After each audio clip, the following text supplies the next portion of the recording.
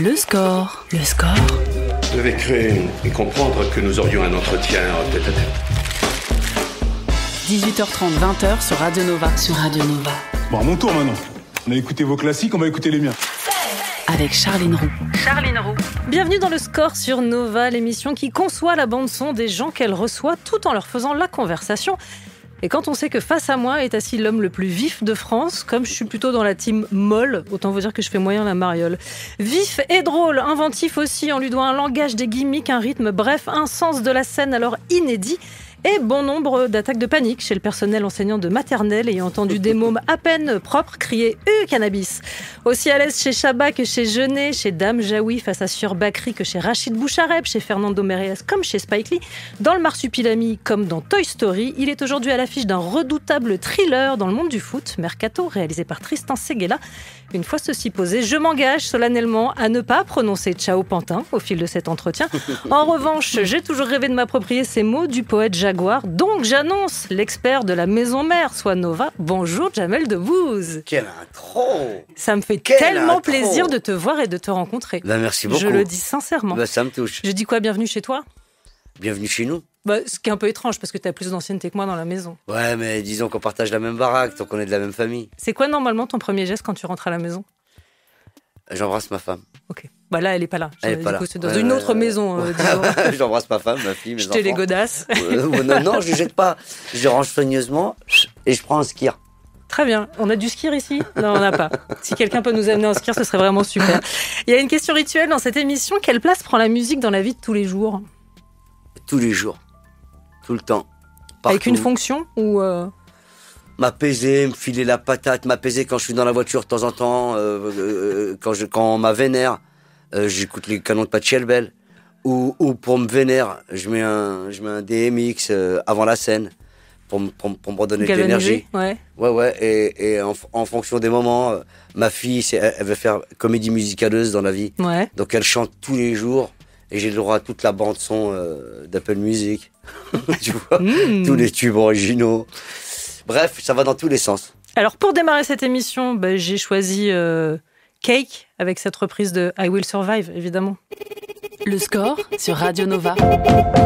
Cake sur Nova, I Will Survive. Jamel Debbouze, je te demande ce que t'évoque cette chanson. I Will Survive. Un des meilleurs moments de notre vie commune, j'ai l'impression. Je sais pas quelle année, genre au hasard, 98. Ouais, on va dire 98, au mois de juillet, un été 98 où tout le monde s'aimait. Et tout le monde chantait I Will Survive. Et tout le monde chantait I Will Survive. Grâce à l'équipe de France et à Zizou Christ. Et à Vincent Candela, qui, je crois, a amené cette chanson dans les vestiaires. Bien sûr, mais grâce à un élan, une envie de communier et cette Coupe du Monde qui nous a mis sur le toit du monde. De foot, il est évidemment question. Jamel Debbouze est à l'affiche de Mercato, réalisé par Tristan Seguela. Tu y es Driss, un homme aux abois, et voilà pourquoi. Je suis agent de joueur. Les agents, on est aussi un peu des psys. Des babysitters, des punching balls parfois. C'est les agents qui ramassent la merde derrière. T'es un des plus grands joueurs de l'histoire, tu te caches. On va quitter le PSG. Quoi? Mais de quoi tu me parles, toi? C'est pas pour moi que je suis là, c'est pour toi, frérot. Tes 10%, c'est pour le reste du cœur, alors. Tu nous dois 300K. 300 000 € où? Tu es l'instigateur de ce projet, la figure de l'agent de foot. Elle te fascine depuis longtemps, entre ombre et lumière, pour reprendre d'autres poètes, mais cette fois de Marseille, parce qu'il faut équilibrer. Depuis toujours. Aussi longtemps que je me souvienne, j'ai joué au foot. C'est d'abord le foot, ce sport, qui est une passion, je dirais pas dévorante, mais une vraie passion chez moi. Et j'ai grandi avec le foot, c'est comme ça que je me suis sociabilisé d'ailleurs. Tu jettes un ballon, n'importe qui te le rendra, tu vois. Et dans les quartiers, on jouait matin, midi et soir, à 32 contre 49. Tu vois. Et on s'arrêtait que quand notre mère venait nous chercher 16 fois. Quand elle n'y arrivait pas, elle envoyait l'artillerie lourde, le daron. Il suffit qu'il crie, bon, tu vois, à 1h du matin, on finissait par être couché. Mais, et une fois que Nicolas Anelka a fait la carrière qu'il a fait, il vient de Trappes, c'était mon voisin de palier. Une fois que j'ai eu l'occasion de le suivre et de rentrer dans les coulisses du PSG, je me suis rendu compte qu'il y avait le magnifique spectacle qu'on voyait, mais que les coulisses étaient tout aussi spectaculaire. Ouais. Alors c'est rigolo sur la figure de l'agent, évidemment sans le drame qui va avec. En écoutant la bande-annonce et la manière dont Driss se définit, je me suis dit que ça faisait une bonne définition du patron de troupe aussi. Bah oui, évidemment. Bah, bien sûr, mais un agent, c'est un punching ball, c'est une nounou, c'est quelqu'un qui donne son corps et son âme à son joueur, tout son temps, et qui sacrifie jusqu'à sa famille. Dans le film, il sacrifie carrément la relation avec son fils. D'ailleurs, c'est une des choses qu'ont bien aimé les femmes qui ne sont pas passionnées par le sport, à qui on a montré le film. Ça m'a touché, parce qu'il y a plein de gens qui n'aiment pas le foot, mais qui quand même ont trouvé que la relation avec son fils était touchante, parce que le mec, il sacrifie absolument tout. On n'imagine pas que ces gens soient aussi précaires, en vérité. Tu vois, on les imagine avec leurs cigares et leurs 10%, mais l'agent... Pas tous. Ouais, mais quoi, tu rigoles, 85% des agents, en France, ils sont dans cette merde-là, en vrai. Tu vois, il y en a très très peu qui subsistent bien. Le film est un thriller extrêmement tendu, puisque Driss doit récupérer une somme durant le mercato, soit la seule période durant laquelle on peut faire des échanges et des ventes de joueurs, pour le dire comme ça. C'est un thriller qui égrène un compte à rebours, incarner un type dans l'urgence, qui joue littéralement sa vie. Ça implique quoi quand on est comédien, qui plus est quand on est de tous les plans? Ouais, c'est la première fois. C'est la première fois que je m'investis autant dans un film. C'est la première fois qu'on me filme autant, c'était très très bizarre. En même temps, j'ai vraiment adoré être à l'initiative de ce projet, de le suivre de bout en bout. Ça a été vraiment être impliqué, que ce soit à l'écriture ou sur le tournage. Ça m'a permis d'être à fond dans ce personnage-là, et c'est la première fois que ça m'arrive. Ouais. Je l'ai abordé de manière assez sereine, parce que j'étais vraiment bien entouré. Tristan Seguela, c'est un grand réalisateur. J'espère que vous allez le découvrir. Mais Olivier Demangel et Thomas Finkielkraut, qui sont les scénaristes, sont la base de ce film. D'abord, ils ont écrit ce film, on l'a beaucoup nourri ensemble, mais c'est eux qui l'ont écrit. Et ils étaient là chaque jour sur le plateau, j'avais jamais vu ça. Et ils travaillent à l'anglo-saxonne, quoi, tu vois. Donc, on a fait tout ce corps sur ce projet, et ça a donné le film que t'as vu. T'as aimé ? J'ai adoré le film. Non, vraiment, j'ai eu hyper peur pour toi, j'ai trouvé les enjeux hyper intéressants, j'ai trouvé que tout le monde jouait très bien. Du premier au 20e rôle. Je vais pas me faire plus plaisir. Bah écoute, vraiment c'est gratos. Biranba de la Comédie Française. Ouais, par exemple, Hakim Djemili, Milo Machado Graner. Enfin, Hakim Djemili, j'aurais pas mis €1 dessus. Hakim Djemili qui joue ton joueur. Enfin, ton joueur star, mais qui a tellement fait de conneries qu'il se retrouve à cirer le banc. Ouais, j'aurais pas mis €1. Quand on l'a vu la première fois, il était pas fait pour le rôle. Bah, il est super, hein. Et ouais, il m'a dit, t'inquiète, frérot, voilà la radim, je vais perdre 15 kilos. Ah, t'inquiète, frérot, je l'ai pas cru, tu vois. Ouais. Et je dois avouer. Tu l'as envoyé chez le coiffeur? Ouais, il m'a dit, j'ai failli faire une carrière de footballeur en Tunisie, je me suis fait les croiser, alors là, j'ai arrêté d'écouter complètement. Et quand Tristan m'a dit, t'inquiète pas, on va le teindre en blond, ça va le faire, là, j'ai failli quitter le projet. Mais t'as bien fait de rester. Mais là, ouais, j'aurais pas mis €1, mais aujourd'hui, j'hypothèque ma maison. Pour Hakim Djemili, il est très fort. On continue de parler de Mercato. Dans un instant, on écoute NTM, Le Monde de Demain, et tout ça, ce sera quoi qu'il advienne nous appartient, la puissance est dans nos mains, alors écoute ce refrain.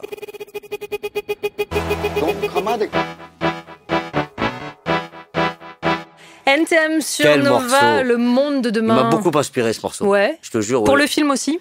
Je l'ai écouté très jeune, évidemment. Ouais. Et, au départ, je voulais être danseur. Et mon but dans la vie, c'était de faire la première partie d'NTM. Quand ils sont venus à Trappes, malheureusement, ils ont annulé le concert. Et ça s'est pas fait, c'était mon grand drame. Mais NTM, ça m'a beaucoup inspiré. Mais je me dis que là, pour un rôle comme celui-là, comme le rôle de Driss dans Mercato, pour une forme de tension et de pression, ça marche bien, ce genre de morceau aussi. Ouais, et puis surtout pour une forme de l'envie farouche de vouloir aller de l'avant, l'envie farouche de ne devoir rien à personne malgré tout, et d'essayer de s'en sortir par soi-même. Et peu importe les difficultés, tomber, se relever, tomber, se relever, encore une fois tomber, toujours se relever, faire toutes les erreurs possibles et imaginables pour plus les refaire derrière. C'est ça ce morceau, c'est croire en le monde de demain et se dire que c'est entre nos mains, quoi. Vous l'aurez compris, on parle aussi de Mercato, de Tristan Seguela, un rôle de anti-héros, Jamel, un type qui a eu son heure de gloire et qui continue de s'y accrocher, ce qui n'est pas exactement ce que tu dégages. À presque 50 ans, si t'as pas joué un type un peu contestable, t'as raté ta vie de comédien. Toi, t'es farouche, toi. Tête de ma mère, tu cherches la merde. D'accord. Non. Non. Tu sais, tout peut arriver à n'importe quel moment. De Funès, il a commencé sa vie très très tard et pour autant, on en parle encore. Et puis t'as des gens qui commencent très très tôt et qui finissent très très tôt. Il n'y a pas de règle.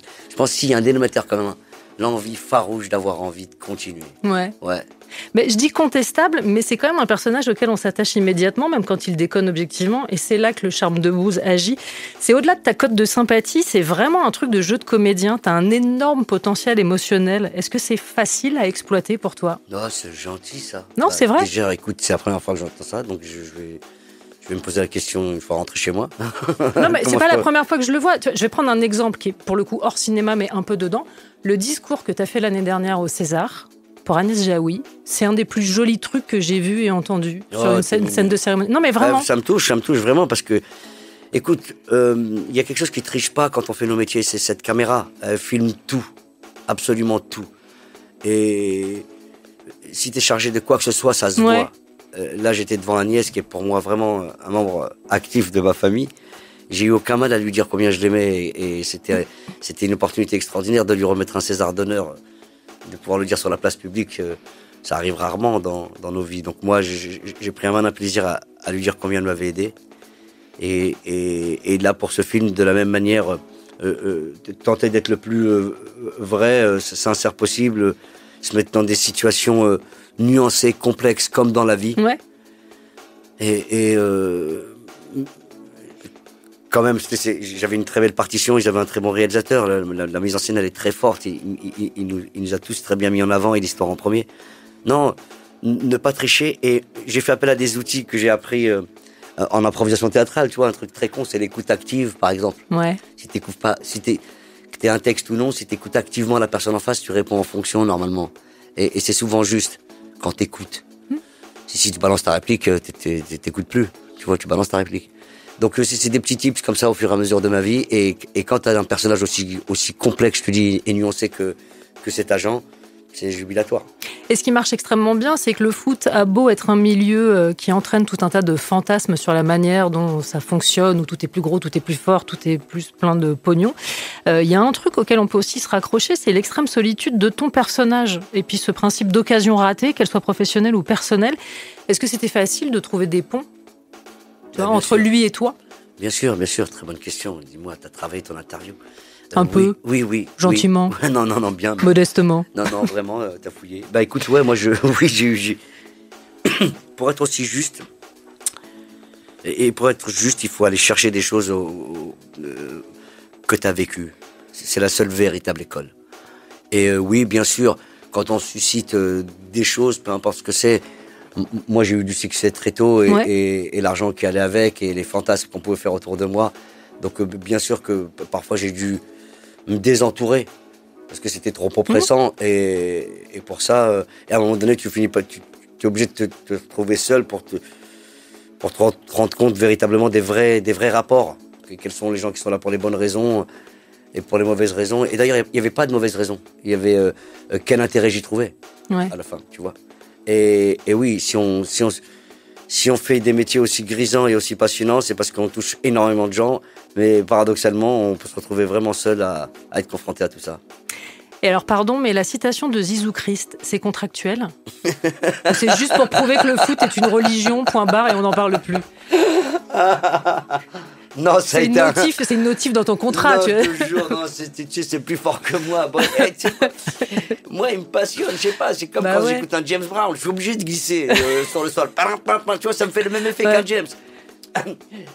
C'est de la funk, j'ai été élevé à de la funk. Et Zizou Christ, à chaque fois que je le vois sur un terrain, il a une telle élégance et puis il nous a amené tellement loin, il a fait marcher la machine à rêve. Ça a été extraordinaire, cette bouffée d'oxygène. Et puis le signal qu'ils ont envoyé, tous ces gens-là, ils étaient noirs, blancs, jaunes, ils étaient de toutes les couleurs, de toutes les origines, et pourtant, ils jouaient sous un même drapeau. C'était cool. Et je précise aussi que pour la sortie du film, Kylian Mbappé est allé de son petit post Instagram en te mentionnant avec un emoji flamme. La famille. Ouais, c'est la famille. Chacun la sienne. Qu'est-ce que je te dise ? Non, mais on a plein de points Moi communs. aussi, ma mère m'envoie des petits emojis flammes, mais c'est marrant, ça n'a pas la même résonance. Ouais, mais tu sais, je te jure, les choses se sont faites tellement simplement. Ouais. Il vient de Bondy, on a ce truc en commun, c'est la banlieue. Sa mère, c'est l'amie d'enfance de mon metteur en scène, Mohamed Hamidi. Ouais. Ils ont grandi ensemble. Ils sont venus naturellement nous voir sur scène, comme n'importe quel voisin irait voir un copain artiste. Et depuis, on s'est pas lâché parce qu'on a des affinités, on aime rire, déjà.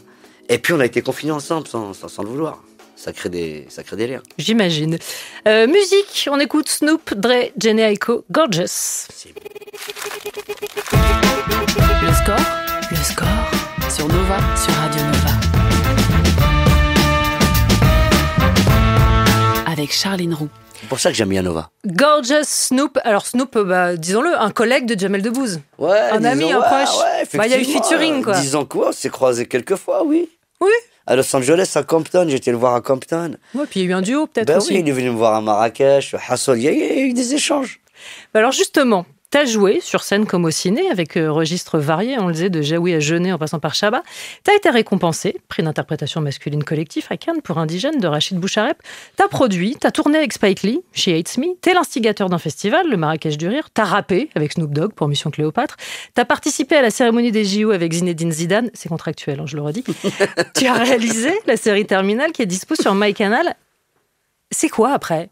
Tu vois, il y a un moment, quand on arrive à ce genre de constat, tu fais, bon, qu'est-ce que je fais ? Mais tu rigoles, ça démarre. Ouais. Ça démarre, là. Ça redémarre à chaque fois ? Mais ça démarre, tu sais, tout ce que tu fais, fait que t'apprends, et tu rencontres des gens, et ça t'amène ailleurs. J'ai jamais eu de plan de carrière. Je me suis jamais dit, je vais faire tout ça. Je suis arrivé sur une scène ouverte, là, il y a Jean-François Bizot et Jacques Massadian qui sont venus me voir. Je me suis retrouvé à Radio Nova. Ouais. J'ai commencé à faire des chroniques, Jean-Guy Omar. Et puis je me suis retrouvé à Canal, grâce à Bizot. Et puis aujourd'hui, je suis là à répondre à tes questions. J'ai aucun plan de carrière. Si tu me demandes ce que j'ai envie de faire aujourd'hui, là je suis sur la scène du Jamel Comedy Club avec je suis en tournée avec eux partout. On lance évidemment ce film, mais c'est un truc que j'ai fait il y a 2 ans déjà, ce film. Ah oui. Enfin, non, qu'est-ce que je te raconte ? Le projet date d'il y a de peu près 2 ans. La première fois qu'on en a parlé, c'était il y a 2 ans, 2 ans et demi. Mais il a été tourné. Il a été tourné au mois d'avril dernier. Ouais. Il y a 1 an, et tout ça prend du temps, donc j'ai presque eu le temps de le digérer. Là, je suis sur scène avec la nouvelle génération, ils sont incroyables, vraiment.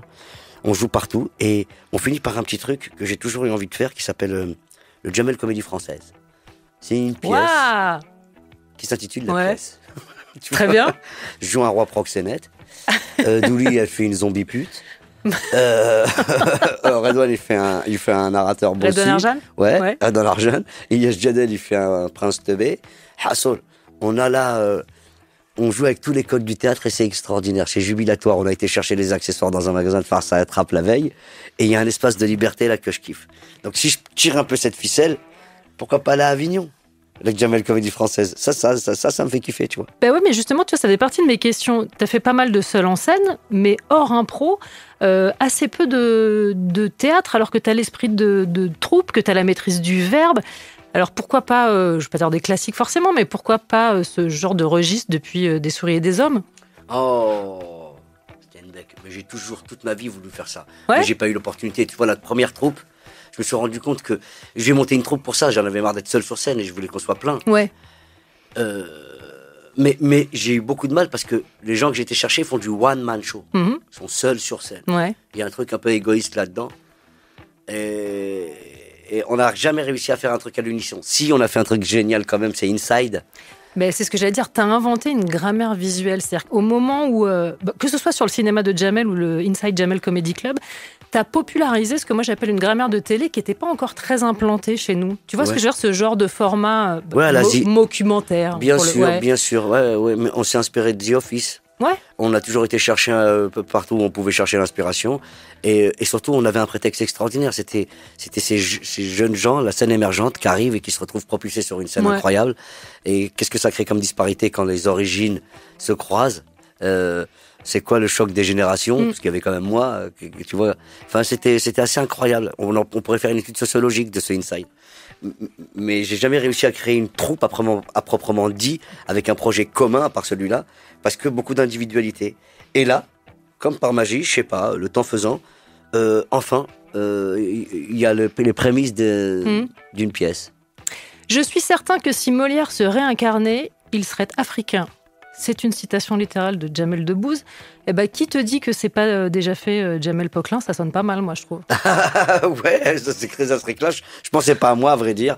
Mais j'étais au Sénégal, j'étais à Abidjan, j'étais à Conakry, J'étais partout. Je peux vous parler des artistes là-bas que j'ai croisés, que ce soit Omar Difounzou à Libreville, Gou. Vraiment, j'ai que Maman en tête. J'ai que des artistes qui m'ont fait délirer. Et on se rend pas compte de la puissance comique et littéraire qu'il y a en Afrique. Il y a vraiment des grandes leçons à prendre. Et je suis convaincu que si Molière était là, il vivrait à Abidjan. Tu fais partie des artistes avec une cote d'amour qu'englobe littéralement un public de 7 à 77 ans, comme Tintin, mais sans le vieux barbu bourré à côté. Grand pouvoir, grande responsabilité. Comment ça se danse dans la vie de tous les jours ? Ben si, j'ai un gros barbu à côté de moi, tu le connais pas, mais j'en ai même plusieurs. Pas bourré ? Si, justement. Et qui jure à longueur de journée ? Ouais, quand même des jambes de bois. C'était quoi ta question, pardon ? Comment ça se gère, ça, au quotidien ? Ça se gère pas. Je te jure, ça se gère pas. J'ai maintenant pas mal d'années de carrière. J'ai été extrêmement bien accompagné. Ouais, franchement, je te parlais de Bizot, de Massadian, je pourrais te parler de Greff, de Bakri, de Jaoui. Aujourd'hui, de ma femme.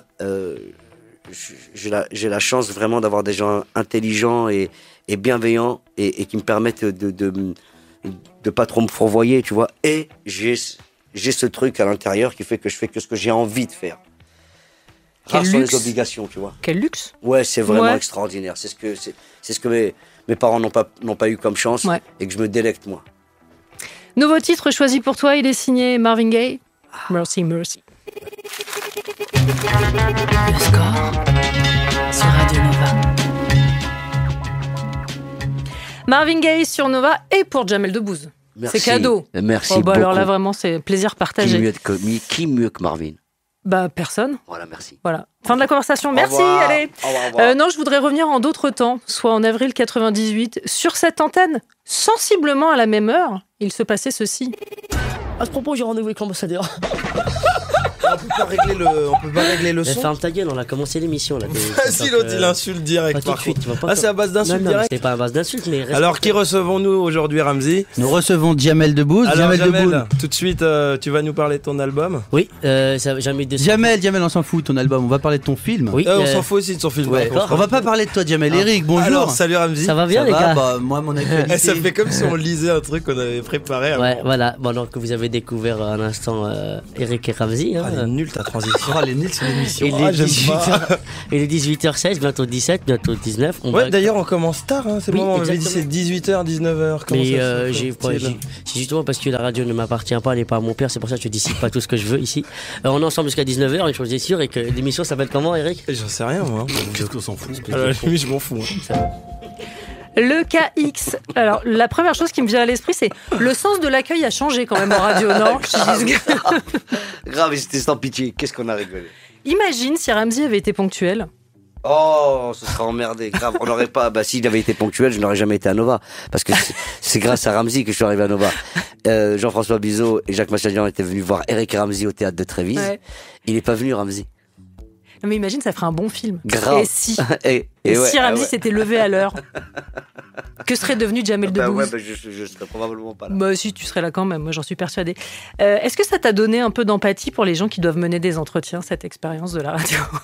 Pas du tout. Alors, vraiment, absolument pas. Chacun sa merde.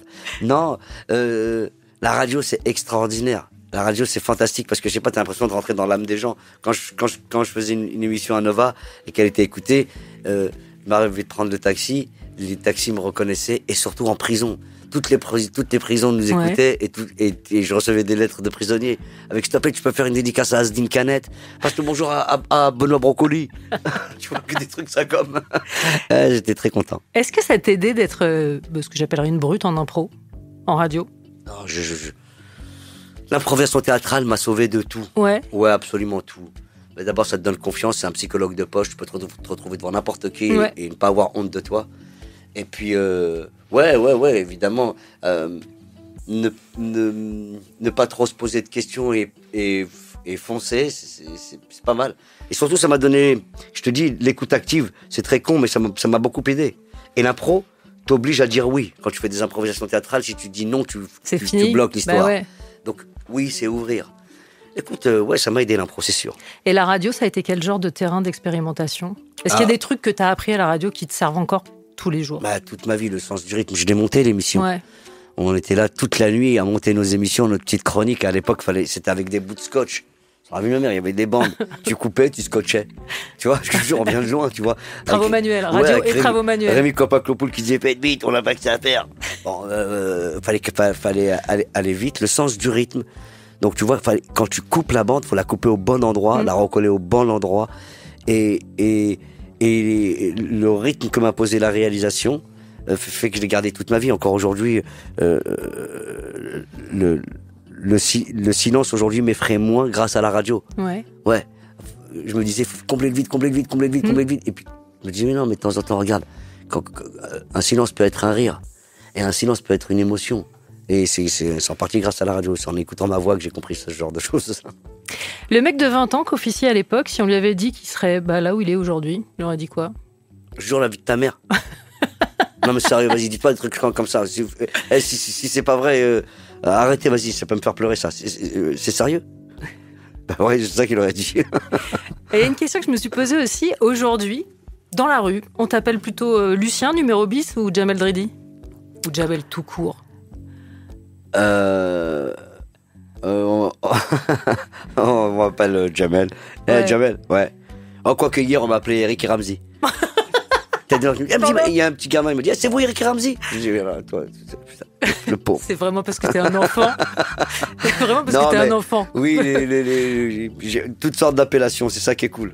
Ouais. Ouais. Parfois c'est Timon, parfois c'est Zini. C'est vrai. Ouais. Timon, bien sûr. Timon. Bah ouais. Il y a pas longtemps là. C'est drôle.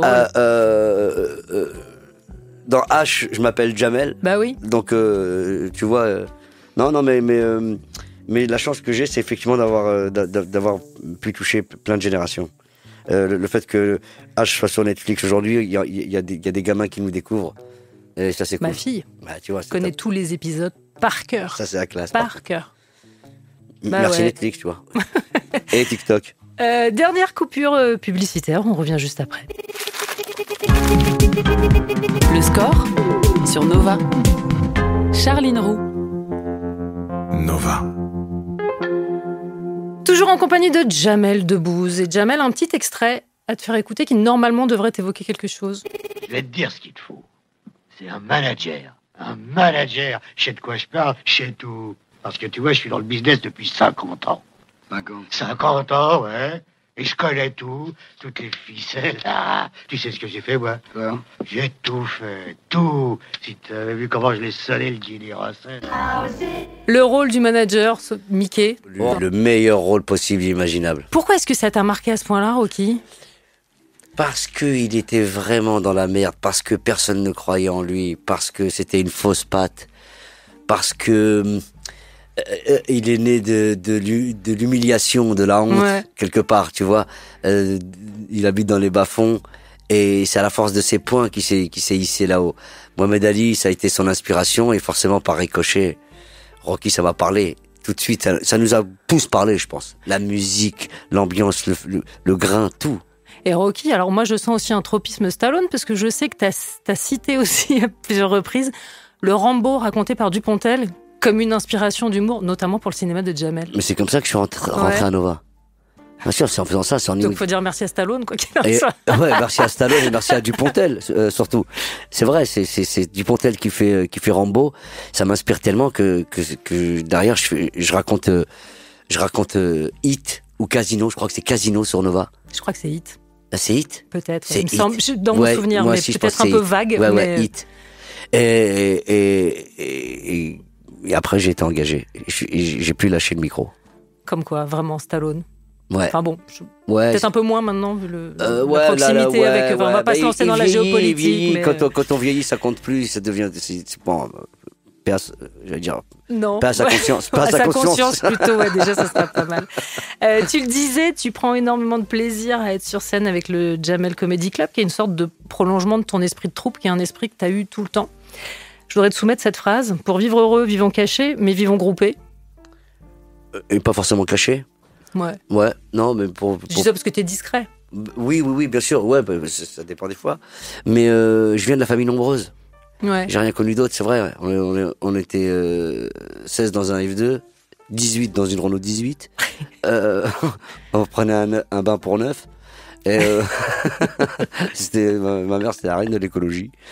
C'est vrai, tout ça. Et après, derrière, le foot, où on joue à 35 contre 42, je t'ai dit.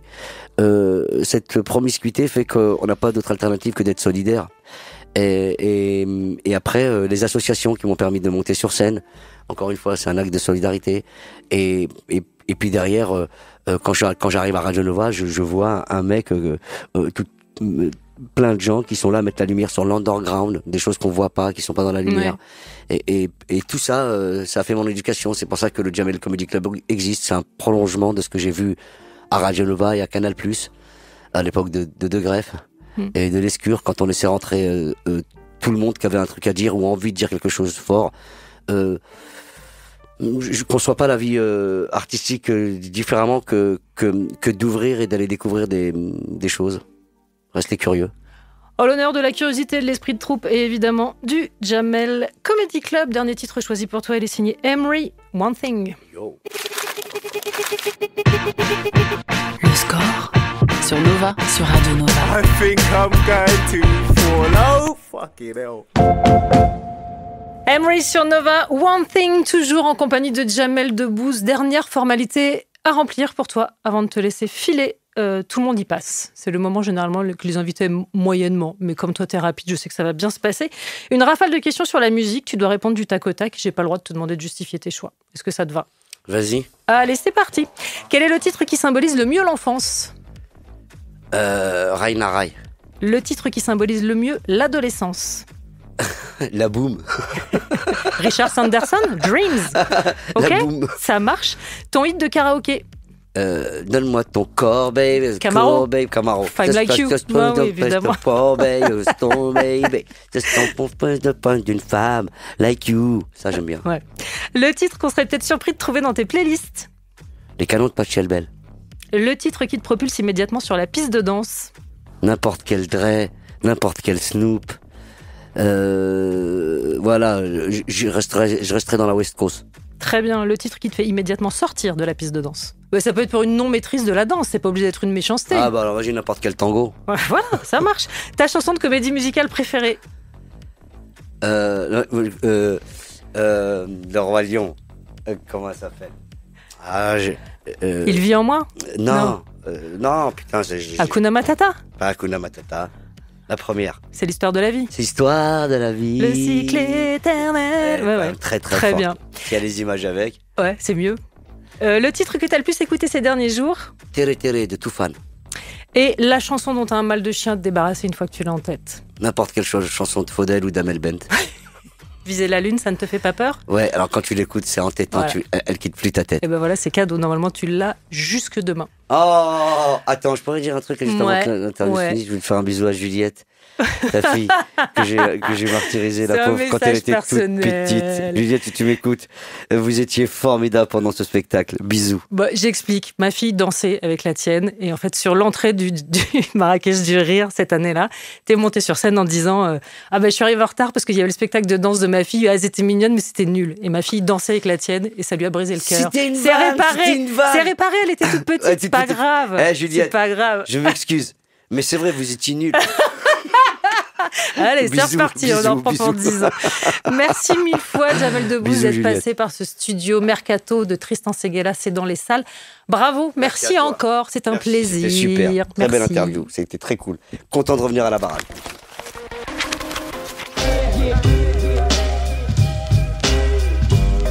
Le score sur Radio Nova. À retrouver en podcast sur nova.fr.